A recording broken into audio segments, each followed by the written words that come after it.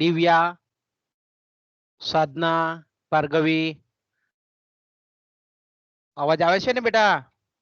हाँ सर हाँ આવે सर છે આવે અવાજ. છે हाँ सर હા આવે હા છે હા હા.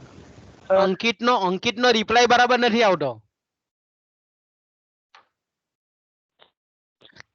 हाँ सर આવે હા બસ બસ બસ હવે કમ્પ્લીટ. હવે તારો અવાજ સંભળાયો. હા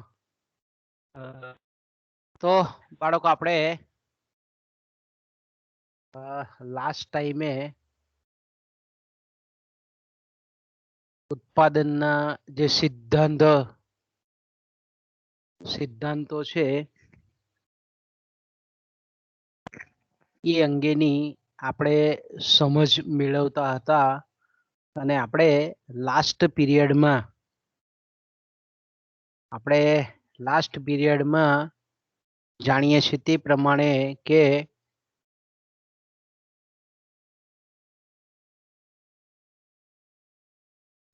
ઉત્પાદન વિધેયનો જે ખ્યાલ છે એ વિશે આપણે સમજૂતી મેળવતા હતા અને આપણે જોયું તે પ્રમાણે કે ખાસ કરીને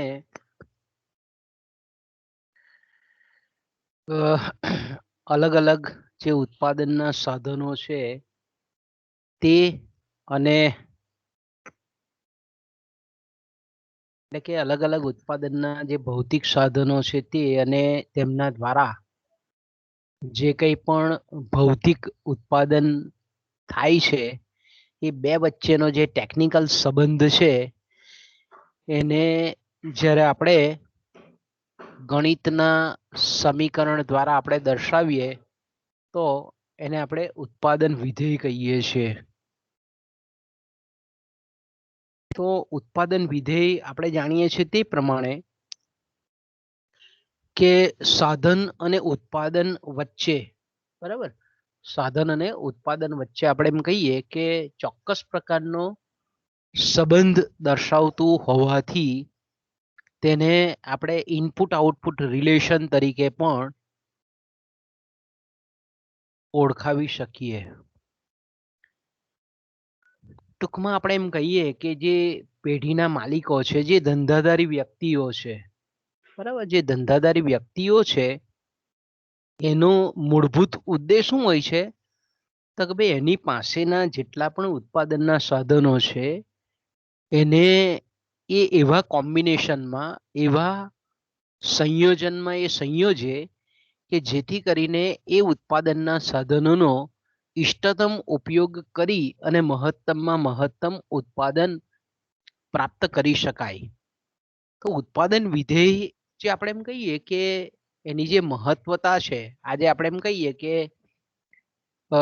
આજે એક બાજુ આંકડા શાસ્ત્ર, ગણિત શાસ્ત્ર સાથે સાથે અદ્યતન કોમ્પ્યુટરો, સુપર કોમ્પ્યુટરો પણ આપણે એમ કહીએ કે શોધાયેલા છે.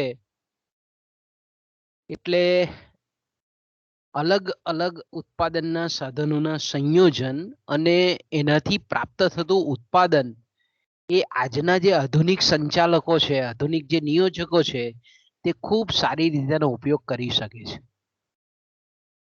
કારણ કે કોમ્પ્યુટરમાં આપણે જાણીએ છીએ તે પ્રમાણે કે અલગ અલગ ઉત્પાદનના સાધનોનું ઘણા બધા એવા પ્રોગ્રામિંગ પણ આવે છે કે જેથી કરીને નિયોજકે જો ઉત્પાદનના સાધનોમાં જ્યારે વધારો કે ઘટાડો કરવો હોય તો આપણે એમ ચોક્કસ રીતે કહી શકીએ કે જો ઉત્પાદનના સાધનો અથવા તો ઉત્પાદન શક્તિમાં જો અમુક પ્રમાણમાં વધારો કરવામાં આવશે તો એને લીધે ઉત્પાદન આટલું વધશે અથવા તો ઉત્પાદનના સાધનોને અમુક પ્રમાણમાં જો ઘટાડો કરવામાં આવશે તો ઉત્પાદનના એકમોમાં આટલા એકમનો ઘટાડો થઈ શકશે. આવી એક જેને આપણે કહીએ ને કે વૈજ્ઞાનિક ગણતરી આજે આંકડા શાસ્ત્ર, ગણિત શાસ્ત્ર અને કોમ્પ્યુટરની મદદથી આજના જે ઉત્પાદકો છે, આજના જે મોટા મોટા કંપનીના માલિકો છે, ઇવન આપણે કહીએ કે નાના ઉત્પાદકો પણ આ ઉત્પાદનના વિધેયનો ખૂબ સરસ રીતે વ્યવહારમાં ઉપયોગ કરતા આપણને જોવા મળે છે. તો આપણે જોયું તે પ્રમાણે કે ઉત્પાદન વિધેયને જ્યાં સુધી લાગે વળગે છે ત્યાં સુધી અર્થતંત્રમાં જે પ્રવર્તતી જે ટેકનોલોજી છે, સમકાલીન ટેકનોલોજી છે, એની સાથે સંબંધ ધરાવતું હોય છે. કારણ કે એક જ વસ્તુ માટેના જે ઉત્પાદન વિધેય છે એ સમયના અલગ અલગ બિંદુઓ અથવા તો અમુક અમુક સમયના ગાળાઓ દરમિયાન એ જુદા જુદા હોઈ શકે છે. કારણ કે આપણે જાણીએ છીએ તે પ્રમાણે કે વિજ્ઞાન અને ટેકનોલોજીના વિકાસની સાથે સાથે સતત ટેકનોલોજીમાં પણ ફેરફારો થતા રહે છે. એટલે કોઈ પણ વસ્તુનું ઉત્પાદન, આપણે ચોપડીમાં માત્ર કાપડનું આપેલું છે, પણ આજે આપણે જોઈ શકીએ છીએ કે કોઈ પણ વસ્તુનું ઉત્પાદન જે આજથી 30-40 વર્ષ પહેલા થતું હતું એને કરતા આજે ટેકનોલોજી બદલાઈ છે એટલે ઉત્પાદન વિધેયો પણ બદલાયા છે એમ આપણે કહી શકીએ. આપણે લાસ્ટ જે ચર્ચા કરતા કરતા અટકેલા હતા તે પ્રકારે કે ભાઈ અલગ અલગ અર્થશાસ્ત્રીઓએ અલગ અલગ પ્રકારના ઉત્પાદન વિધેયોનું પરીક્ષણ કરેલું છે. એમાં જે કોપ ડગલાસ વિધેય જે છે તે ખૂબ જાણીતું છે, કારણ કે ઇકોનોમેટ્રિક્સમાં એનો મુખ્યત્વે ઉપયોગ થાય છે. ઓકે, તો હવે સામાન્ય રીતે આપણે એમ કહીએ, આપણે હવે આજનો ટોપિક આપણે જે ચર્ચાનો છે તે અહીંયાથી શરૂ થાય છે આપણો, કે ભાઈ અત્યાર સુધીમાં આપણે જે ચર્ચા કરી ગયા એ ઉત્પાદન વિધેયની ચર્ચા કરી. સામાન્ય રીતે આપણે એમ કહીએ કે બે પ્રકારના ઉત્પાદન વિધેયો આપણને વ્યવહારિક જગતમાં જોવા મળતા હોય છે.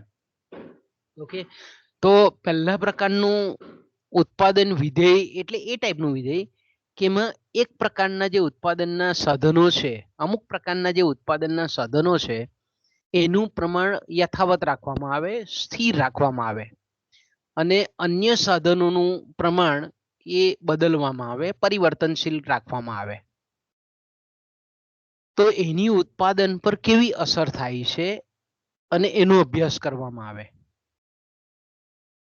ફરી પાછું કે એક પ્રકારના જે ઉત્પાદન વિધેય છે એમાં અમુક સાધનોનું પ્રમાણ સ્થિર રાખવામાં આવે. અમુક સાધનોનું પ્રમાણ સ્થિર રાખવામાં આવે એટલે હું કે દાખલા તરીકે આપણે એમ કહીએ કે કોઈક ફેક્ટરી છે, તો ફેક્ટરીનો જે પ્લાન્ટ છે એને યથાવત રાખવામાં આવે, એની અંદરના મશીનો છે તે પણ યથાવત રાખવામાં આવે, પણ એ મશીનો પર કામ કરતા શ્રમિકો છે એમાં વધારો કે ઘટાડો કરવામાં આવે. તો એની ઉત્પાદન પર કેવી અસર થાય છે એ તપાસવામાં આવે. તો ઉત્પાદન વિધેયનો અભ્યાસ આ રીતે પણ કરવામાં આવે. પહેલો પ્રકાર જે છે તે. અચ્છા, બીજો પ્રકાર જે છે એમાં ઉત્પાદનના સાધનો, તમામ પ્રકારના ઉત્પાદનના સાધનોને બદલી નાખવામાં આવે. એટલે કે પ્લાન્ટનું કદ વધારવામાં આવે, ઉત્પાદન શક્તિ વધારવામાં આવે, ફેક્ટરી, વર્તમાન ફેક્ટરી છે એને ડબલ કરવામાં આવે અથવા અડધી કરી નાખવામાં આવે, મશીનોની સંખ્યા છે તેને વધારો પણ કરવામાં આવે, ઘટાડો પણ કરવામાં આવે. જો અહીંયા આપણે બંને પ્રકારનું વિચારવાનું છે કે બીજા પ્રકારનું વિધેય છે એમાં ઉત્પાદનના તમામ સાધનોમાં ફેરફાર કરવામાં આવે અને એની ઉત્પાદન પર કેવી અસર થાય છે એ તપાસવામાં આવે છે. આપણે ઉત્પાદન વિધેયના જે આપણે બે જે ચર્ચા કરવાની છે એમાં જે પહેલો નિયમ તમારે ભણવાનો છે એને આપણે બિન પ્રમાણસર ઉત્પાદનનો નિયમ કહીએ છીએ. તો એમાં આપણે પહેલો પ્રકાર આવી જાય છે. એ પહેલા પ્રકારનું ઉત્પાદન વિધેય આપણને સમજાવે છે કે ભાઈ અમુક સાધનોનું પ્રમાણ સ્થિર રાખવામાં આવે અને અન્ય અસ્થિર સાધનોનું પ્રમાણ જો વધારવામાં આવે તો ઉત્પાદન પર કેવી અસર થાય છે, પેદાશ પર કેવી અસર થાય છે એ તપાસે છે. અને બીજો જે આપણે પ્રકાર છે કે એમાં પેઢીનું કદ વધારવામાં આવે છે, એને આપણે એકમ વિકાસ કહેવામાં આવે છે, એને આપણે આંતરિક કરકસરો કહીએ છીએ. કે ભાઈ જ્યારે પેઢીનું કદ વધારવામાં આવે એટલે પેઢીની કદ એટલે ઉત્પાદન શક્તિ. ઉત્પાદન શક્તિ એટલે હું તો કે એના તમામ જે સાધનો છે એને જ્યારે બમણા કરવામાં આવે, 3 ગણા કરવામાં આવે, એટલે બધા જ સાધનોનું જે પ્રમાણ છે તેને ક્યાં તો વધારવામાં આવે ક્યાં તો ઘટાડવામાં પણ આવે. વ્યવહારિક જગતમાં આપણને બંને રીતે જોવા મળે. તો એની ઉત્પાદન પર કેવી અસર થાય છે એ અહીંયા તપાસવામાં આવે છે. તો પહેલું મેં કીધું તેમ કે પહેલું જે ઉત્પાદન વિધેય છે એમાં આપણે બિન પ્રમાણસર ઉત્પાદનનો નિયમ સમજીએ છીએ, અને બીજું જે ઉત્પાદન વિધેય છે તેમાં આપણે આંતરિક કરકસર અથવા તો એને એકમ વિકાસના લાભો કહીએ છીએ, એની આપણે સમજૂતી મેળવીએ છીએ. ઓકે, આગળ જઈએ. હવે આપણે ખાસ કરીને જેને આપણે બિન પ્રમાણસર ઉત્પાદનનો નિયમ કહીએ છીએ એની આપણે ચર્ચા કરીએ કે ભાઈ બિન પ્રમાણસર ઉત્પાદનનો નિયમ એ એકચ્યુઅલી આપણને શું કહેવા માંગે છે. એને આપણે લો ઓફ વેરિયેબલ પ્રપોર્શન ઇંગ્લિશમાં કહેવામાં આવે છે. ને સામાન્ય રીતે આપણે એમ કહીએ કે ઉત્પાદન જે વિધેય છે એના સ્વરૂપની જો આપણે વાત કરીએ તો એના સ્વરૂપ 3 છે. વધતા વળતરનું ઉત્પાદન વિધેય અથવા તો એને ઘટતા ખર્ચના સંદર્ભથી જોઈએ તો એને ઘટતા ખર્ચનું વિધેય પણ કહેવામાં આવે છે. સ્થિર વળતરનું ઉત્પાદન વિધેય અથવા તો સ્થિર ખર્ચનું ઉત્પાદન વિધેય તરીકે પણ ઓળખવામાં આવે છે. અને ઘટતા વળતરનું ઉત્પાદન વિધેય કે જેને આપણે વધતા જતા ખર્ચનું ઉત્પાદન વિધેય તરીકે પણ ઓળખવામાં આવે છે. એ પછી પાછું આવે છે એટલે આપણે એની અત્યારે ડિટેલમાં ચર્ચા કરતા નથી. ઉત્પાદનના પ્રમુખ 3 નિયમો છે. વધતી પેદાશનો નિયમ, સ્થિર પેદાશનો નિયમ અને ઘટતી પેદાશનો નિયમ. કે વધતી પેદાશનો નિયમ આપણને શું કહે છે કે કુલ ઉત્પાદનમાં થયેલો વધારો સાધનોના પ્રમાણમાં કરતા વધારા કરતા જો સવિશેષ હોય તો તેને આપણે વધતી પેદાશનો નિયમ કહીએ છીએ. વધતી પેદાશનો નિયમ એટલે શું? તો કે કુલ ઉત્પાદનમાં થયેલો વધારો સાધનોમાં થયેલા વધારા કરતા સવિશેષ હોય તો તેને આપણે વધતી પેદાશ ઇન્ક્રીઝિંગ રિટર્ન ટુ સ્કેલ આપણે એને કહીએ છીએ. પછી આપણે એમ કહીએ કે કુલ ઉત્પાદનમાં થયેલો વધારો જો સાધનના પ્રમાણમાં કરાયેલા વધારા જેટલો જ હોય તો તેને સ્થિર પેદાશનો નિયમ, સ્થિર ઉત્પાદનનો નિયમ પણ ઓળખવામાં આવે છે. અને ત્રીજું છે કે કુલ ઉત્પાદનમાં થયેલો વધારો સાધનોના પ્રમાણમાં કરાયેલા વધારા કરતા જો ઓછો હોય તો તેને આપણે ઘટતી અથવા તો ડિક્રીઝિંગ રિટર્ન ટુ સ્કેલ ઇંગ્લિશમાં એને આપણે કહીએ છીએ ઘટતી પેદાશના નિયમ તરીકે એને આપણે ઓળખીએ છીએ. ઓકે, તો આ નિયમની આપણે ઉપર છેલ્લી ચર્ચા કર્યા પછી આ જ નિયમો આપણને જે ઉત્પાદનના નિયમો છે એની જ સમજૂતી આપણને આપે છે બિન પ્રમાણસર ઉત્પાદનનો નિયમ. અને યુનિવર્સિટી પરીક્ષાની દ્રષ્ટિએ આ ખૂબ અગત્યનો પ્રશ્ન છે કે બિન પ્રમાણસર ઉત્પાદનના નિયમની ટીકાત્મક રીતે સમજૂતી આપો અથવા બિન પ્રમાણસર ઉત્પાદનનો નિયમ કોને કહેવામાં આવે છે એને આકૃતિની મદદથી સમજાવી અને એના 3 તબક્કાઓને વિગતે ચર્ચો. ઓકે, તો આ જે નિયમ છે બિન પ્રમાણસર ઉત્પાદનનો નિયમ. તો બિન પ્રમાણસર ઉત્પાદનનો જે નિયમ છે તે અર્થશાસ્ત્રમાં બહુ મહત્વનું સ્થાન ધરાવે છે. સાથે સાથે આપણે એમ કહીએ કે અલગ અલગ જે ઉત્પાદન વિધેયના જે સ્વરૂપો છે તે અંગેની આપણને સમજૂતી આપે છે. ખાસ કરીને આપણે એમ કહીએ કે બિન પ્રમાણસર ઉત્પાદનનો નિયમ આપણને પહેલા પ્રકારની જે આપણે મેં કીધું તેમ કે પહેલા પ્રકારના જે ઉત્પાદન વિધેયો હોય છે તેની સમજૂતી આપે છે કે ભાઈ ઉત્પાદનના અન્ય સાધનોનું પ્રમાણ સ્થિર રાખીને જ્યારે કોઈ એક સાધનના, જો શબ્દને પકડજો, કે ઉત્પાદનના અન્ય સાધનોનું પ્રમાણ સ્થિર રાખીને જ્યારે એક સાધનના પ્રમાણમાં ફેરફાર કરવામાં આવે છે ત્યારે કુલ ઉત્પાદન પર તેની શી અસર થાય છે તેની આપણને સમજ આપે છે. એટલે આપણે એમ કહીએ કે ઉત્પાદનના સાધનોને અમુક પ્રમાણમાં જોડવાથી એની ઉત્પાદન પર કેવી અસર થાય છે એટલે એને આપણે કહીએ છીએ સાધન ઉત્પાદન સંબંધ. એને ઇનપુટ આઉટપુટ રિલેશન તરીકે આપણે ઓળખાવીએ છીએ.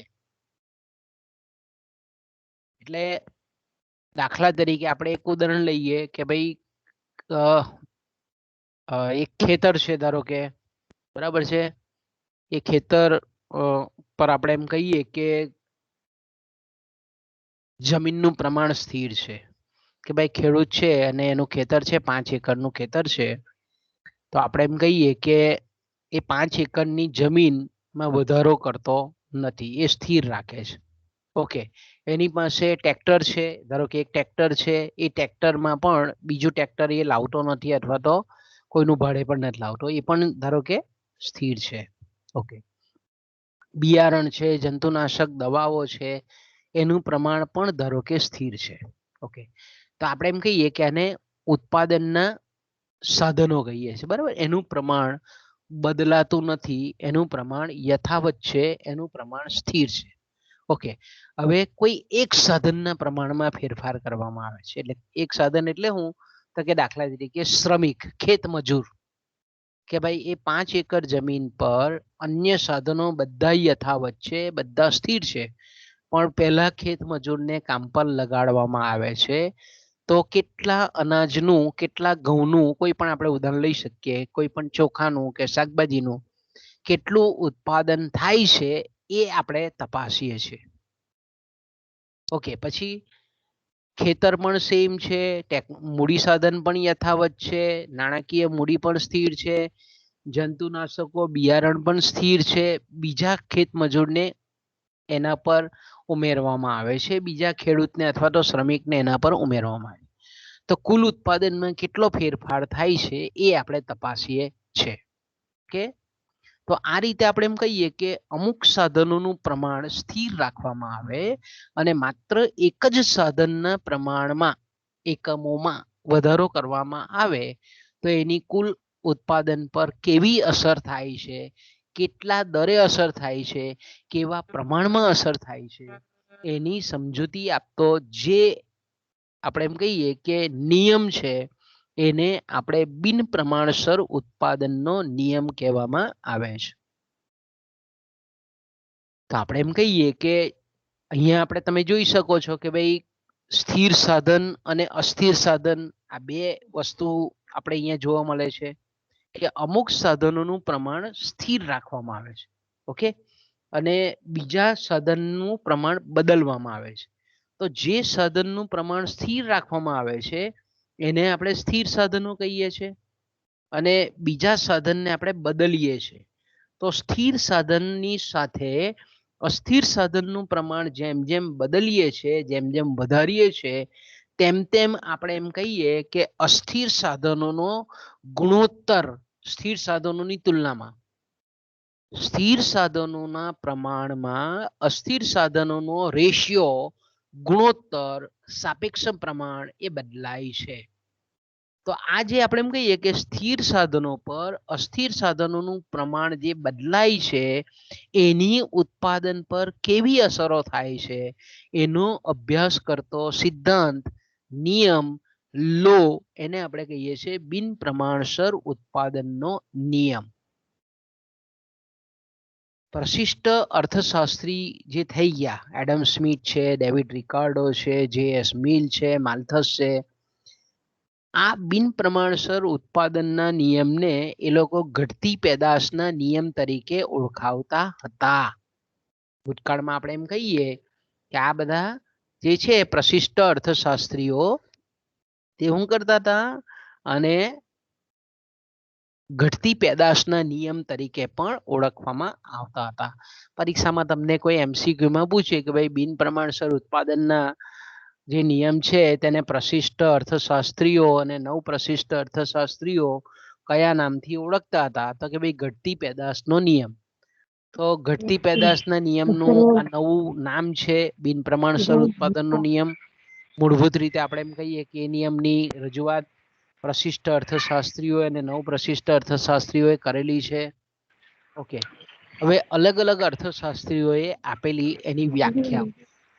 પહેલી જે વ્યાખ્યા છે તેને આપણે સ્ટીગલરની વ્યાખ્યા કહીએ છીએ. Okay, Stigler, GJ Stigler. તો આપણે એમ કહીએ કે અન્ય ઉત્પાદનના સાધનોનું પ્રમાણ સ્થિર રાખીને જેમ જેમ કોઈ એક સાધનના એકમોનો ઉમેરો કરવામાં આવે છે ત્યારે અમુક ચોક્કસ બિંદુ બાદ ઉત્પાદનમાં થતો વધારો ઘટતો જાય છે, એટલે કે સીમાંત પેદાશ ઘટતી જાય છે. ઓકે, શું કહે છે આપણને સ્ટીગલર? શું કહે છે? દાખલા તરીકે આપણે અહીંયા હું તમને એક, ધારો કે આપણે એક મશીન છે, ધારો કે, બરાબર, એક મશીન છે, ધારો કે આપણે અહીંયા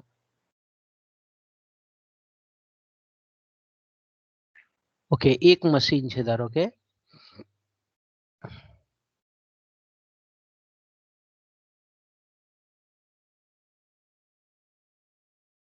એક મશીન છે અને ધારો કે એક મશીન પર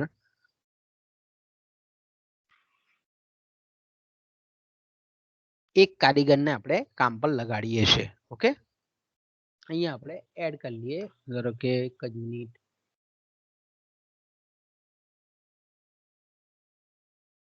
ઓકે,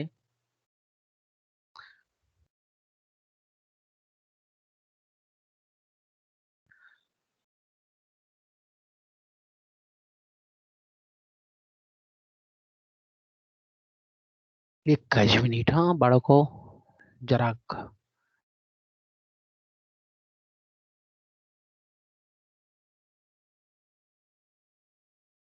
ઓકે. ધારો કે આપણે એક્સેલમાં લઈ લઈએ આને. ઓકે, ધારો કે આપણે એમ કહીએ કે એક શ્રમિક છે. ઓકે, અને સોરી એક મશીન છે અને એના પર એક શ્રમિકને આપણે કામ પર લગાડીએ છીએ. ઓકે, તો આપણે એમ કહીએ કે ધારો કે એનું ઉત્પાદન થાય છે 100 એકમ જેટલું. ધારો કે ઓકે, એક ઉત્પાદન થાય છે એનું 100 એકમ જેટલું. ઓકે, હવે આપણે એમ કહીએ કે મશીનનું પ્રમાણ સ્થિર છે. હવે એના પર બીજો કારીગર ઉમેરીએ છીએ, બીજો શ્રમિકને કામ પર લગાડીએ છીએ. ઉત્પાદન વધીને આપણે એમ કહીએ કે 150 એકમ જેટલું થાય છે. ઓકે, મશીન એક જ છે. ઓકે, મશીન એક જ છે અને ધારો કે આપણે એમ કહીએ કે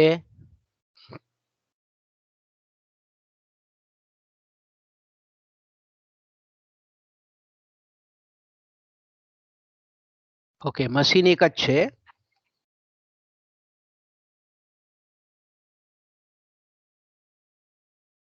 અને સપોઝ આપણે એમ કહીએ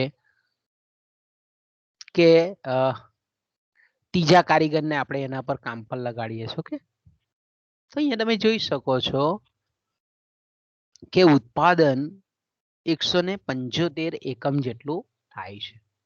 કે ધારો કે આપણે એમ કહીએ કે ઉત્પાદન 175 એકમ જેટલું થાય છે.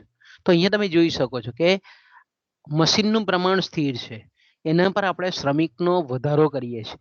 તો એક મશીન અને એક શ્રમિક એટલે આપણે એમ કહીએ કે પહેલું સંયોજન કયું આવ્યું ઉત્પાદનના સાધનોનું, તો કે 1:1, એક મશીન એક માણસ, તો કે 100 એકમનું ઉત્પાદન. એક મશીન 2 માણસ 2 શ્રમિક 2 મજૂર, તો કે ભાઈ 150 નું ઉત્પાદન થયું. એક જ મશીન છે, ત્રીજો આપણે એમ કહીએ કે શ્રમિકને ઉમેરીએ છીએ તો કુલ ઉત્પાદન 175 એકમનું થયું. તો અહીંયા તમે જોઈ શકો છો સ્ટીગલર આપણને શું કહે છે કે અન્ય સાધનોનું પ્રમાણ, તો કે ભાઈ મશીનનું પ્રમાણ સ્થિર રાખવામાં આવે છે. પછી જેમ જેમ કોઈ એક સાધન એટલે કે શ્રમિકનું આપણે પ્રમાણ વધારીએ છીએ તો ઉમેરો કરવામાં આવે તો અમુક ચોક્કસ બિંદુ બાદ પેદાશમાં શું થાય છે, ઘટાડો થાય છે. પેદાશમાં ઘટાડો થાય છે, પણ આપણે એમ કહીએ કે સીમાંત પેદાશમાં પેદાશ એટલે કુલ પેદાશમાં ઘટતા દર વધારો થાય છે, પણ સીમાંત પેદાશ એ ઘટતી જાય છે. ધારો કે અહીંયા આપણને સ્ટીગલર એવું કહેવામાં આવે છે કે આ એક મશીન એક જ છે. ઓકે, ચોથા શ્રમિકનો એના પર ઉપયોગ કરીએ છીએ આપણે. ઓકે, તો અહીંયા પણ તમે જોઈ શકો છો કે આ ચોથા શ્રમિકને કામ પર લગાડે છે તો કુલ ઉત્પાદન ઘટીને 160 થાય છે. કેટલા એકમનું થાય છે? 160 જેટલું થાય છે ઉત્પાદન. તો આપણે અહીંયા તમે જોઈ શકો છો કે અમુક બિંદુ પછી એટલે ધારો કે મેં કીધું તેમ કે 3 એકમ સુધી કુલ ઉત્પાદન વધે છે. આ કુલ ઉત્પાદન છે, બરાબર છે. પછી ચોથા શ્રમિકને જો એના પર ઉમેરવામાં આવે તો કુલ ઉત્પાદન 175 પરથી ઘટીને 160 થાય છે. એટલે અહીંયા તમે જુઓ કે ધારો કે પહેલા શ્રમિકને કામ પર લગાડ્યો તો અહીંયા 50 સીમાંત ઉત્પાદન કેટલું છે તો કે 50 એકમનું છે. ઓકે, પછી બીજા આપણે એને ઉમેરીએ છીએ તો કે 50 પરથી 175 એટલે સીમાંત ઉત્પાદન એ 25 એકમનું છે.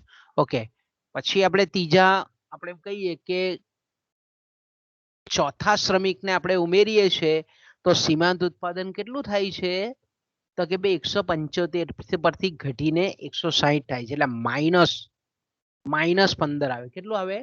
-15 જેટલું ઉત્પાદન થાય છે. અહીંયા તો આપણે એકચ્યુઅલી પહેલું તો આપણે જ્યારે સીમાંત ઉત્પાદન શોધતા હોઈએ ત્યારે શું છે કે આ પહેલામાં 0 આવે. અહીંયા આપણે કહીએ કે આપણે આ ઉભા રહો 3 ને આપણે ધારો કે આને નીચે લેવાના છે. આપણે 3 ને ધારો કે આપણે એમ કહીએ કે 50 25 અને -15 અહીંયા આપણે ધારો કે પહેલામાં 0 કારણ કે સીમાંત ઉત્પાદન એટલે શું તો કે વધારાના એક સાધનને રોકવાથી કુલ ઉત્પાદનમાં થતો ફેરફાર. એટલે આપણે અહીંયા કોઈ સાધન પહેલા સંયોજનમાં વધાર્યું નથી ધારો કે તેનું સીમાંત ઉત્પાદન આપણે મેળવી શકતા નથી. પણ પછી આપણે એક સાધન પર બીજું સાધન ઉમેર્યું એટલે આપણે અહીંયા એક સાધનનો વધારો કર્યો એટલે સીમાંત ઉત્પાદન આપણને અહીંયા 50 એકમનું મળ્યું. બીજામાં આપણે 50 થી 75 એટલે 25 મળ્યું અને ચોથામાં આપણને કેટલું મળ્યું તો કે -15 કે ઉત્પાદનના સાધનો જેમ જેમ આપણે સ્થિર સાધનો પર અસ્થિર સાધનોનો વધારો કર્યો તો કુલ ઉત્પાદન વધે છે પણ એ કેવું છે ઘટતા દરે વધે છે. એટલે પહેલા તમે એક સાધનનો આટલા સ્થિર સાધનો પર પહેલા શ્રમિકનો ઉમેરો કર્યો તો આપણે એમ કહીએ કે કુલ ઉત્પાદન 100 એકમનું હતું. બીજાનો ઉમેરો કર્યો તો કે 150 થયું. ઓકે, ત્રીજાનો ઉમેરો તો કુલ ઉત્પાદન 150 પરથી વધીને 175 થયું ખરું પણ અહીંયા વધવાનો દર કેટલો થયો તો કે પહેલા 50 નો વધારો હતો હવે 25 નો થયો. પછી ધીરે ધીરે ધીરે કુલ પેદાશ કુલ ઉત્પાદન એ ઘટતું જાય છે. એ જ રીતે શરૂઆતમાં સીમાંત પેદાશ ઊંચી હોય છે અને પછી એ ઘટવાનું વલણ દર્શાવે છે. અને જો આપણે એમ કહીએ કે આ એક જ મશીન પર જો વધારે શ્રમિકો ઉમેરતા જઈએ તો સીમાંત ઉત્પાદન આપણે એમ કહીએ કે હજુ પણ નકારાત્મક થાય અને કુલ ઉત્પાદન પણ ઘટતું જતું જાય. આવું આપણને સ્ટીગલર એની વ્યાખ્યામાં કહે છે. ઓકે, પછી જે બીજી વ્યાખ્યા છે બેનહામની વ્યાખ્યા છે. ઓકે, બીજી વ્યાખ્યા કઈ છે તો કે બેનહામની વ્યાખ્યા છે, એફ બેનહામ. ઓકે, તો આપણે એમ કહીએ કે સાધનોના સંયોજનમાં બેનહામ આપણને શું કહે છે તો કે સાધનોના સંયોજનમાં જ્યારે કોઈ એક સાધનનું પ્રમાણ વધારવામાં આવે ત્યારે અમુક બિંદુ બાદ પ્રથમ તો એ સાધનની સીમાંત પેદાશ અને ત્યાર પછી તેની સરેરાશ પેદાશ ઘટવા માંડે છે. ઓકે, અહીંયા બરાબર એના શબ્દને સમજો. અમુક સાધનોનું સંયોજન અમુક સાધનોનું પ્રમાણ એ સ્થિર રાખવામાં આવે છે. કોઈ એક સાધનનું પ્રમાણ વધારવામાં આવે છે ત્યારે અમુક બિંદુ પછી એટલે આપણે આગળનું ઉદાહરણ જોયું કે 3 બિંદુ પછી આપણે એમ કહીએ કે જે વધારાનો ચોથો શ્રમિક આપણે ઉમેર્યો એ વધારાનો ચોથો શ્રમિક શું થાય છે તો કે ભાઈ વધારાના ચોથા શ્રમિક પર આપણે જોઈએ છે કે સીમાંત ઉત્પાદન એ સાધનની સીમાંત ઉત્પાદન એટલે શું તો કે ભાઈ ચોથા શ્રમિકની સીમાંત ઉત્પાદન મૂલ્ય પેદાશ મૂલ્ય સીમાંત પેદાશ એ ઘટે છે. હવે સરેરાશ પેદાશ પણ ઘટે છે. સરેરાશ પેદાશ એટલે આપણે જાણીએ છીએ કે કુલ ઉત્પાદન છેદમાં ઉત્પાદનના સાધન. તો કે ભાઈ અહીંયા આપણે સરેરાશ પેદાશને બી જોઈએ તો કે ભાઈ 100/1. ઓકે, 100/1 એટલે અહીંયા 100 સરેરાશ ઉત્પાદન એટલે શું તો કે કુલ ઉત્પાદન છેદમાં સાધનોનું પ્રમાણ. આપણે આગળના પીરિયડમાં એની સૂત્ર જોઈ ગયા. ઓકે, તમને ખબર હોય તો સરેરાશ ઉત્પાદન એટલે હું એ આપણે ગઈકાલે જોઈ ગયા આગળના પીરિયડમાં કે સરેરાશ ઉત્પાદન સરેરાશ પેદાશ જેને આપણે કહીએ છીએ તો સરેરાશ પેદાશ એટલે શું તો કે કુલ ઉત્પાદન છેદમાં સાધનના એકમો. પરીક્ષામાં તમને યુનિવર્સિટી પરીક્ષામાં પૂછે કે ભાઈ સરેરાશ પેદાશ એટલે શું તો કે સરેરાશ પેદાશ એટલે કોઈ પણ ઉત્પાદનના સાધનની એકમ દીઠ ઉત્પાદન મૂલ્ય એકમ દીઠ પેદાશ. સરેરાશ પેદાશ એટલે કુલ ઉત્પાદન છેદમાં ઉત્પાદનના સાધનોના એકમો. ઓકે, તો આપણે ઉદાહરણ જોયું કે 10 શ્રમિકો દ્વારા થતું કુલ ઉત્પાદન જો 500 એકમ હોય તો 500/10 એટલે 50 એ સરેરાશ પેદાશ થઈ. તો અહીંયા તમે જોઈ શકો છો કે આ કુલ ઉત્પાદન છે અને આ કુલ સાધનોનું પ્રમાણ છે. તો કે 100 ભાગ્યા 1 એટલે 100 આવ્યું, સરેરાશ ઉત્પાદન આવ્યું અહીંયા. ઓકે, ધારો કે આપણે એને લેબલિંગ કરી દઈએ હોય તો અહીંયા આપણે એક ઉમેરી દઈએ, અંદર એન્ટાયર રો ઉમેરી દઈએ. ધારો કે અહીંયા આપણે ધારો કે સરેરાશ પેદાશ અહીંયા લખી દઈએ આપણે.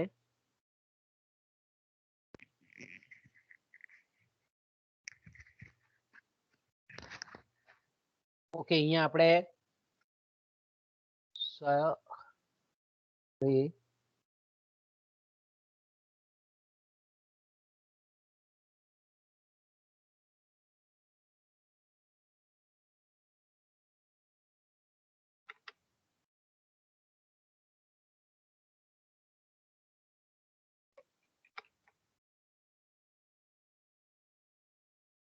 ઓકે, અહીંયા તમે જોઈ શકો છો આ તમારી સ્ક્રીન પર કે આ જે છે આપણે અહીંયા સૂત્ર લખી દઈએ છે કે સરેરાશ પેદાશ. ઓકે, અહીંયા આપણે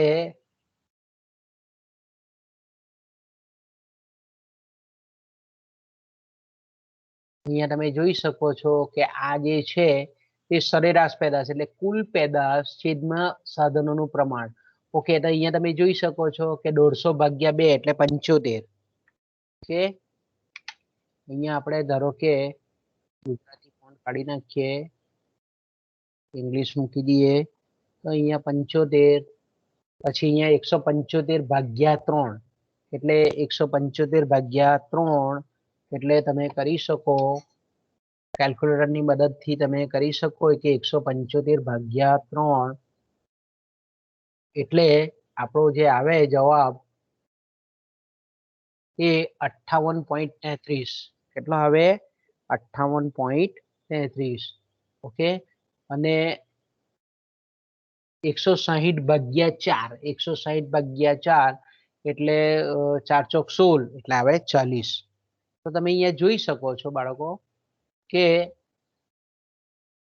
કોઈ એક સાધન પર આપણે કહીએ કે અસ્થિર સાધનનો વધારો કરીએ. આ સ્થિર સાધન છે, અહીંયા આપણે એને તમે લખી બી શકીએ આપણે કે સ્થિર સાધન.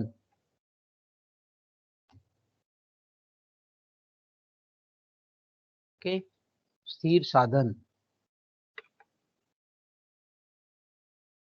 સ્થિર સાધન. પછી આને આપણે અસ્થિર સાધન એની બાજુમાં અહીંયા કોપી મારી દઈએ. ધારો કે અહીંયા કોપી, ખાલી આગળ આપણે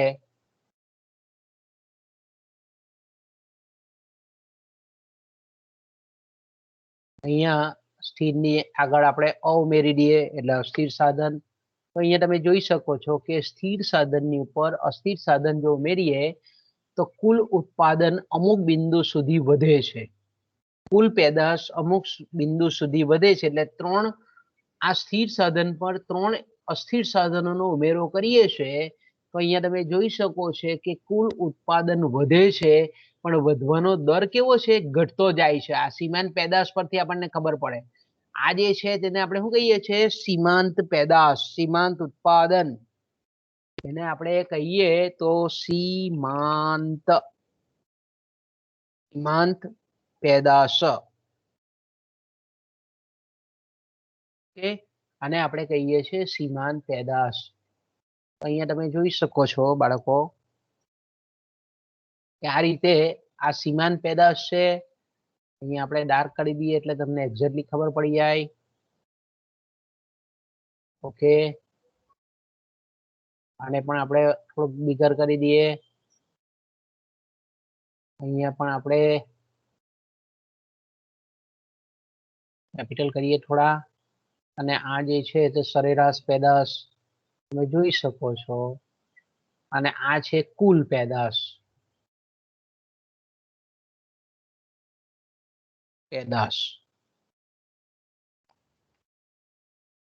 કુલ પેદાશ કે અહીંયા આપણે આ રીતે એને દર્શાવી શકીએ છીએ. આ 3 વચ્ચેનો સંબંધ આપણને બિન પ્રમાણસર ઉત્પાદનનો નિયમ અહીંયાથી જ ખબર પડી જાય. એવું જરૂરી નથી કે ચોપડીમાં આપણને જે આપ્યું તે પ્રમાણે કોઈ પણ તમે કાલ્પનિક ઉદાહરણ પણ તમારી જાતે પણ બનાવી શકો છો.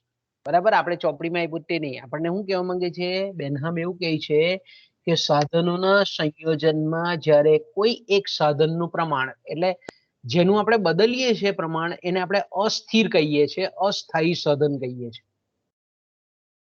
એને આપણે વેરિયેબલ આપણે કહીએ ફેક્ટર ઓફ પ્રોડક્શન કહીએ છીએ ઇંગ્લિશમાં. અને આ જે સ્થિર સાધન છે કે તેનું પ્રમાણ આપણે બદલતા નથી, તેને આપણે સ્થાયી સાધન કહીએ છીએ. ફિક્સ્ડ આપણે એમ કહીએ છીએ કે ફેક્ટર ઓફ પ્રોડક્શન કહીએ છીએ. તો અહીંયા તમે જોઈ શકો છો કે સ્થિર સાધન પર અહીંયા જમીન પણ હોઈ શકે, પ્લાન્ટ પણ હોઈ શકે, મશીનો પણ હોઈ શકે. સ્થિર સાધનમાં કોઈ પણ સાધન કે જેનું પ્રમાણ આપણે બદલતા નથી. કોઈક આપણે દુકાનદારની વાત કરતા હોય તો દુકાન જે છે તેનું આપણે કદ બદલતા નથી. ધારો કે દુકાન 10x10 ની છે તો એના સ્થિર સાધન કયા છે? તો કે ભાઈ દુકાન જે 10x10 ની છે તે. પણ એની અંદર જ્યારે માલ વધારે કે ઘટાડે તો એને આપણે અસ્થિર સાધન કહીએ છીએ. કોઈ ફેક્ટરી હોય તો ફેક્ટરીની અંદર આપણે એમ કહીએ કે એની ઉત્પાદન શક્તિ એટલે શ્રમિક, આપણે કહીએ કે એના ફેક્ટરીનું મકાન સ્થિર છે, કારખાનાના મશીનો સ્થિર છે, કાચો માલ પણ સ્થિર છે, પણ શ્રમિકનો એક આપણે વધારો કરીએ તો એને આપણે અસ્થિર કહીએ. શ્રમિકને અસ્થિર સાધન કહીએ, બાકીનાને બધાને આપણે સ્થિર સાધન કહીએ. તો અહીંયા આપણે ટૂંકમાં કહેવાનો મતલબ એવો છે, બેનહામ આપણને જે કહે છે તે કે સાધનોના સંયોજનમાં જ્યારે કોઈ એક સાધનનું પ્રમાણ, હવે આ સ્થિર સાધનોમાં આપણે ખાલી મશીન જ લીધેલું છે, પણ જમીન પણ લઈ શકો, કારખાનાનું મકાન પણ લઈ શકાય, કોઈ પણ લઈ શકાય. આ સ્થિર સાધનોના પ્રમાણમાં જ્યારે અસ્થિર સાધનોનું પ્રમાણ વધારવામાં આવે છે ત્યારે અમુક બિંદુ બાદ, અમુક બિંદુ એટલે ત્રીજા એકમ પછી, તમે જોઈ શકો છો ત્રીજા એકમ પછી આપણે એમ કહીએ કે પ્રથમ તો એ સાધનની સીમાંત પેદાશ. ત્રીજા એકમે તમે જુઓ કે ત્રીજો શ્રમિકને મશીન પર ઉમેરવામાં આવે છે તો એ સાધનની એટલે કે શ્રમિકની સીમાંત ઉત્પાદકતા 50 પરથી ઘટીને કેટલી થઈ? તો કે 25 થઈ. પછી આપણે એમ કહીએ કે પહેલા સીમાંત પેદાશ ઘટે છે એટલે 50 પરથી 25 થઈ, અને સાથે સાથે ત્યાર પછી તેની સરેરાશ પેદાશ પણ ઘટે છે. તો આ સરેરાશ પેદાશ, તો કે ભાઈ બે સાધનો હતા ત્યારે 75 હતી સરેરાશ એકમ દીઠ પેદાશ, સરેરાશ પેદાશ. પછી ત્રીજા શ્રમિકને રાખ્યો તો એકમ દીઠ પેદાશ પણ ઘટી. 75 ની જગ્યાએ કેટલું આવ્યું? તો કે 58.33 આવ્યું.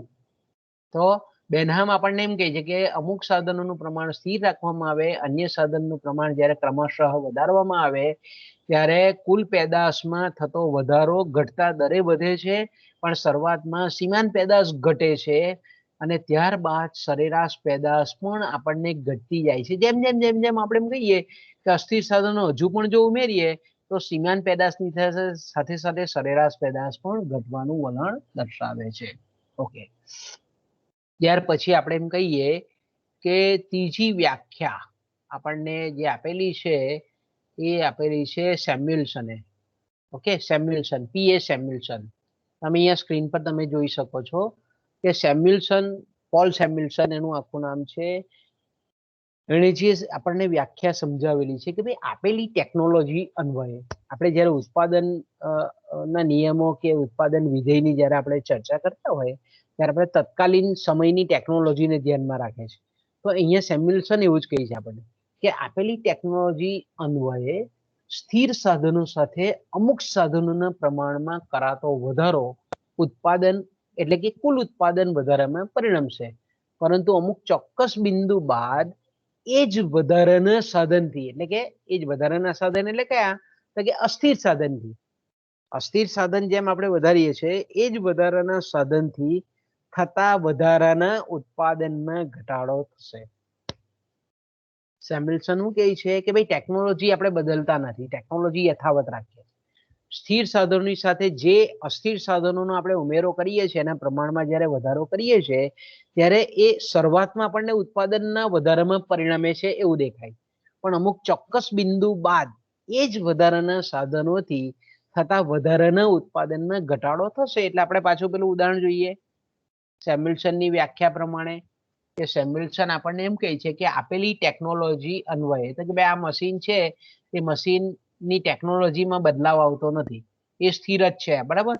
દાખલા તરીકે અત્યારનું કોઈક મશીન છે, લેટેસ્ટ મશીન છે, એના પર જ્યારે આપણે કહીએ કે અમુક સાધનોના પ્રમાણમાં એટલે કે આ અસ્થિર સાધનોના પ્રમાણમાં આપણે વધારો કરીએ છીએ તો શરૂઆતમાં જોઈએ છે તો આપણે શું કહીએ છીએ કે આ વધારાના જેમ જેમ અસ્થિર સાધનો ઉમેરીએ છીએ તો કુલ પેદાશ છે તે આપણને વધતી દેખાય શરૂઆતમાં કે સ્થિર સાધન પર અસ્થિર સાધન એટલે કે વધારાના સાધન જેમ જેમ આપણે ઉમેરીએ છીએ તો શરૂઆતમાં આપણે એમ કહીએ કે ઉત્પાદનમાં વધારો થાય છે કુલ ઉત્પાદનમાં વધારો થાય છે ઓકે પછી શું કહે છે પરંતુ અમુક ચોક્કસ બિંદુ પછી એટલે ત્રીજા સાધન પછી અમુક ચોક્કસ બિંદુ બાદ એ જ વધારાના સાધન એટલે આ અસ્થિર સાધનને એ જ વધારાનું સાધન કહે છે સેમ્યુલસન એ જ વધારાના સાધનથી થતા વધારાના ઉત્પાદનમાં તો કે વધારાના ઉત્પાદનમાં આપણે એમ કહીએ કે ઘટાડો થાય છે પહેલા 175 હતું પાછું આપણે એમ કહીએ કે 3 એકમ પછી જો ચોથા શ્રમિકને જો કામ પર લગાડવામાં આવે તો આ જ વધારાના સાધન દ્વારા કુલ ઉત્પાદનમાં કુલ પેદાશમાં આપણને ઘટાડો જોવા મળે છે કે આ પોલ સેમ્યુલસનની વ્યાખ્યા અને છેલ્લી જે વ્યાખ્યા છે એ છે માર્શલની વ્યાખ્યા માર્શલ આપણને શું કહે છે માર્શલની વ્યાખ્યા માર્શલ આપણને એવું કહે છે આ એકમલક્ષી અર્થશાસ્ત્ર જે રચનાર જે અર્થશાસ્ત્રી છે માર્શલ આલ્ફ્રેડ માર્શલ તો એમણે આ જે ઘટતી પેદાશનો નિયમ અથવા તો જેને આપણે બિન પ્રમાણસર ઉત્પાદનનો નિયમ કહીએ છીએ એને કૃષિ ક્ષેત્રના સંદર્ભમાં એમણે સમજાવેલો છે કે કૃષિ પદ્ધતિમાં એટલે કે ખેતી કરવાની પદ્ધતિમાં કોઈ સુધારો થાય નહીં અને સાથે સાથે આપણે એમ કહીએ કે જમીનના પ્રમાણમાં પણ કોઈ પણ જાતનો ફેરફાર થાય નહીં પણ મૂડી અને શ્રમના એકમોમાં વધારો કરવામાં આવે છે મૂડી અને શ્રમના એકમોમાં જો વધારો કરવામાં આવે તો સામાન્ય રીતે જમીનમાંથી મળતો ઉત્પાદનનો વધારો એટલે કે ખેત ઉત્પાદન એ પ્રમાણસર કરતા ઓછું હોય છે એટલે કે ઉત્પાદનમાં કુલ ઉત્પાદનમાં ઘટતા દરે વધારો થાય છે ઓકે મેં કીધું તેમ કે ભાઈ જમીનનું પ્રમાણ સ્થિર છે કૃષિ પદ્ધતિમાં કોઈ ફેરફાર નથી કૃષિ પદ્ધતિ શ્રમ પ્રચુર છે તો ધારો કે શ્રમ પ્રચુર જ છે પરંપરાગત ખેતીની પદ્ધતિ હોય તો પરંપરાગત ખેતીની પદ્ધતિ જ છે ખેતી પદ્ધતિમાં કોઈ સુધારો થાય નહીં પહેલી ધારણા અહીંયા માર્શલ એ કહી છે આપણને કે કૃષિ ખેતી કરવાની પદ્ધતિમાં કોઈ સુધારો થાય નહીં બરાબર એટલે દાખલા તરીકે હળ જો વાપરતો હોય ખેડૂત તો એ હળ જ વાપરે છે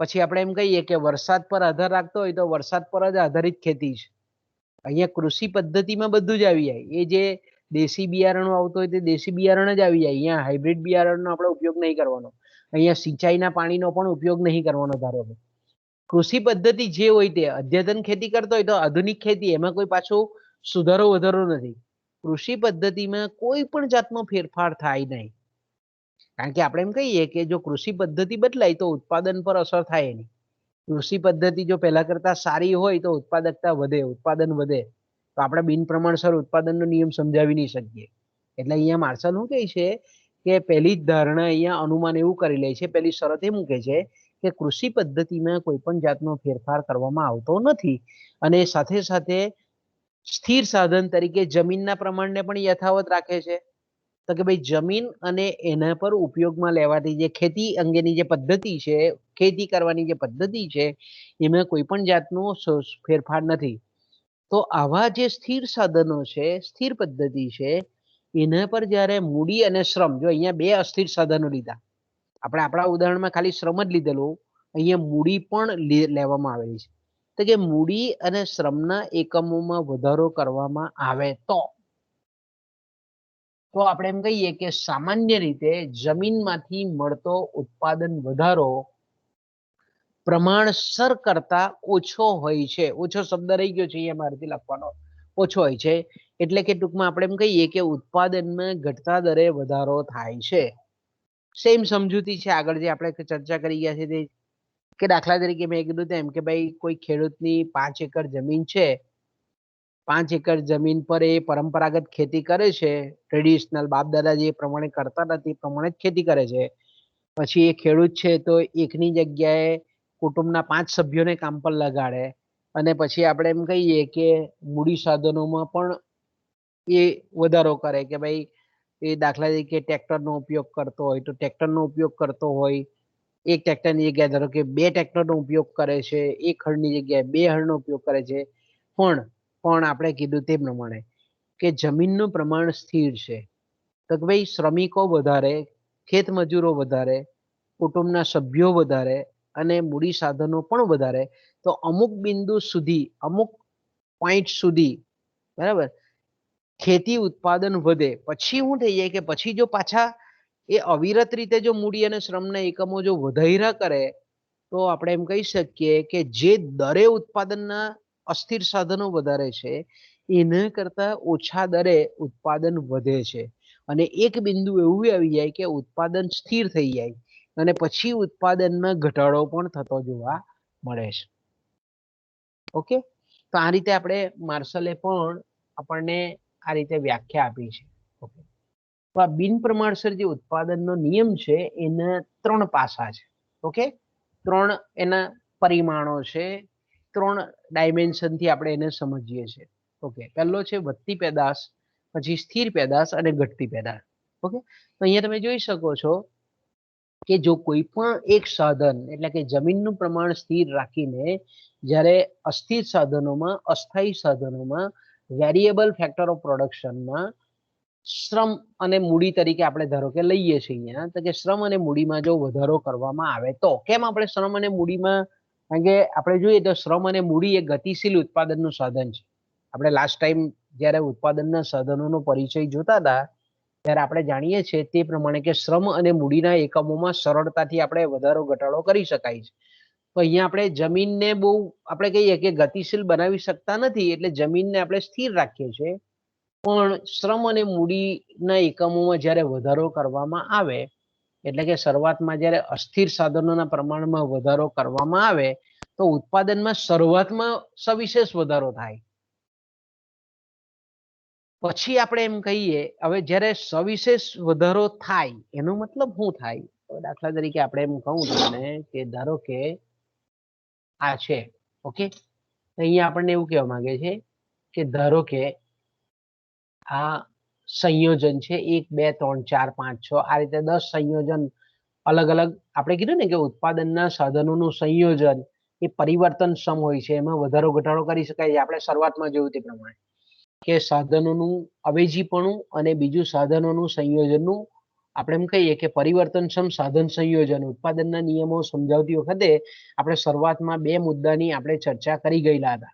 તો અહીંયા તમે એ બે મુદ્દાને ફરી પાછા જોઈ લો એટલે તમને થોડોક અંદાજો આવી જાય કે આપણે કીધેલું તે પ્રમાણે કે ભાઈ આ વસ્તુ આપણે જોડીએ છીએ કે ભાઈ સાધનોનું અવેજીપણું અને બીજું આપણે જોયેલું હતું પરિવર્તનક્ષમ સાધન સંયોજન. ઓકે, ઉત્પાદનને જ્યારે બાબતની આપણે ચર્ચા કરતા હોય ત્યારે આ બે બાબતોની ખાસ આપણે સમજૂતી મેળવવાની હોય છે. તો અહીંયા તમે જોઈ શકો છો કે ધારો કે આ આપણે એમ કહીએ કે ઉત્પાદનના સાધનોનું સંયોજન એ બદલી શકાય છે કે 1 2 3 4 5 6 7. હવે ઉત્પાદનના સાધનોનું સંયોજન એટલે શું? તો કે સ્થિર સાધન અને અસ્થિર સાધનો વચ્ચેનું જે કોમ્બિનેશન છે, સંયોજન છે, તે બતાવે છે. આ પહેલું સંયોજન આપણને ઉત્પાદનના સાધનોનું પહેલું સંયોજન આપણને શું બતાવે છે કે સ્થિર સાધનોનું પ્રમાણ x છે. x એટલે કોઈ પણ હોઈ શકે.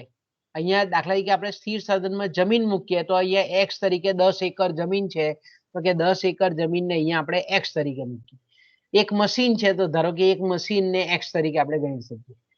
ઓકે, એના પર અસ્થિર સાધન તો કે મેં કીધું તેમ કે ભાઈ અસ્થિર સાધનમાં મૂડી સાધન પણ હોઈ શકે, શ્રમિક પણ હોઈ શકે, નિયોજકો પણ હોઈ શકે, કોઈ પણ હોઈ શકે. કે ભાઈ એક સ્થિર સાધન પર એક અસ્થિર સાધન, તો કે આ પહેલું ઉત્પાદનનું સાધનનું સંયોજન. ઓકે, તો કે આ સંયોજનને આને આપણે ઉત્પાદન વિધેય કહીએ.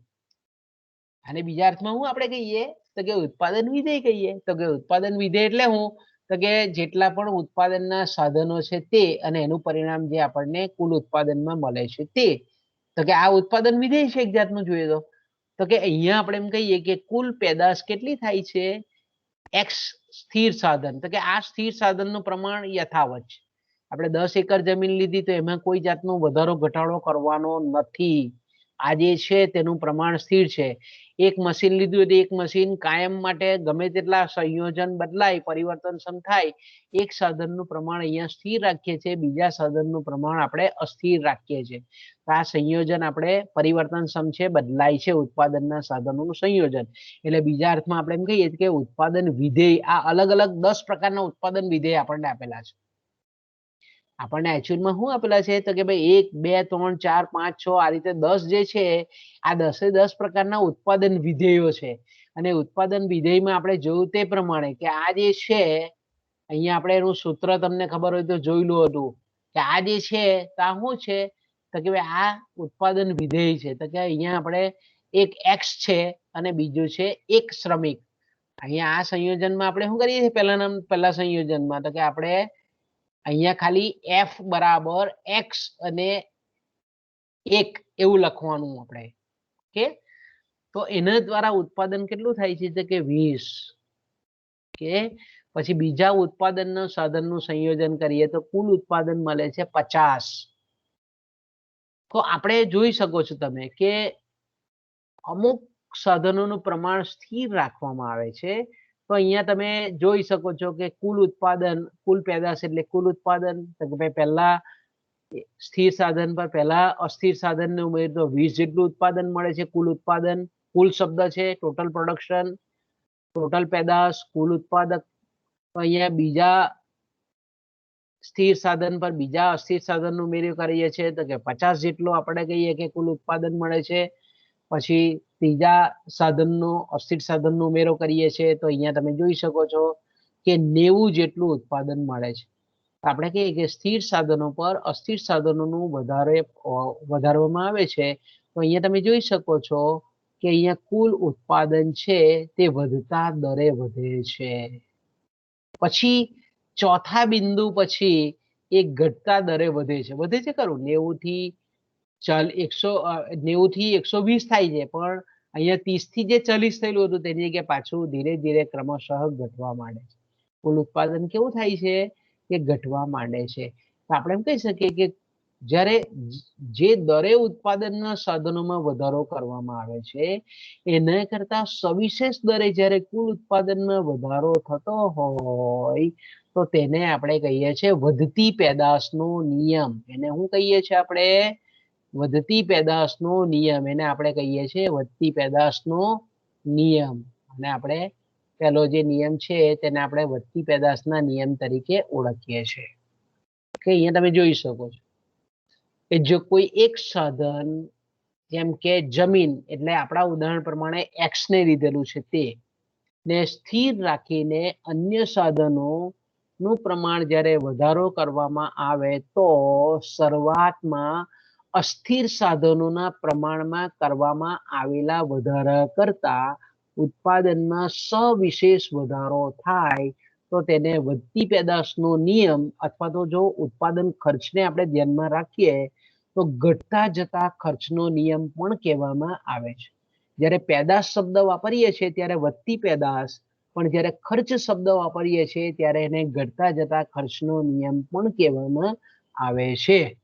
ઓકે ઓકે બીજું આપણે કહીએ કે એ જ રીતે જો ઉત્પાદનના પ્રમાણમાં થયેલો વધારો અસ્થિર સાધનોના પ્રમાણમાં થયેલા વધારા જેટલો જ હોય, ઓકે, તો તેને આપણે કહીએ છીએ સ્થિર પેદાશનો નિયમ. એને આપણે શું કહીએ છીએ? સરખી પેદાશ અથવા તો સ્થિર પેદાશનો નિયમ આપણે એને કહીએ છીએ. તમે અહીંયા જોઈ શકો છો સ્થિર પેદાશનો નિયમ એટલે હું તો કે ઉત્પાદનમાં થયેલો વધારો અસ્થિર સાધનોના પ્રમાણમાં થયેલા વધારા જેટલો જ હોય, નહીં વધારે પણ હોય કે નહીં ઓછો પણ હોય, તો તેને આપણે કહીએ છીએ સ્થિર પેદાશ, સરખી પેદાશ નો નિયમ, અથવા તો એને ખર્ચના સંદર્ભમાં જોઈએ તો સ્થિર ખર્ચનો નિયમ તરીકે પણ ઓળખવામાં આવે છે. અને ત્રીજું છે કે જો ઉત્પાદનમાં અસ્થિર સાધનોના પ્રમાણમાં થયેલા વધારા કરતા જો કુલ ઉત્પાદનમાં ઘટતા દરે વધારો થતો હોય તો તેને આપણે ઘટતી પેદાશનો નિયમ કહીએ છે. ત્રીજો આપણને શું બતાવે છે નિયમ? કે ઘટતી પેદાશનો નિયમ. અસ્થિર સાધનોમાં જે દરે આપણે વધારો કરીએ છીએ એને કરતા ઓછા દરે કુલ ઉત્પાદનમાં વધારો થાય છે તો તેને આપણે ઘટતી પેદાશનો નિયમ કહીએ છે. તો બાળકો અહીંયાથી આપણે અટકવું પડશે કારણ કે એસવાય વાળા બાળકો પણ રાહ જોતા હશે. તો સોરી, આપણે અધૂરો છે તે કાલે આપણે બતાવી દઈશું. કોઈનો સરસ મજાનો કેમેરો ચાલે છે, બહુ મસ્ત જગ્યા આમ નેચરલી દેખાય છે આપણને. તો બાળકો અહીંયાથી આપણે વિરામ લઈએ. ઓકે, અહીંયાથી અટકીએ આપણે.